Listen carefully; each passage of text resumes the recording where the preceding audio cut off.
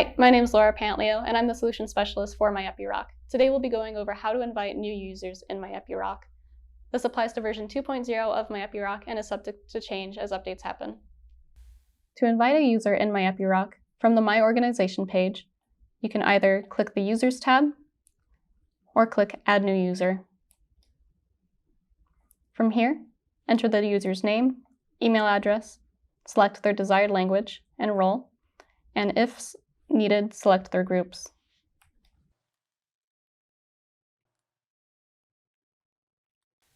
Once you have entered the information, hit Save and the invite will be sent.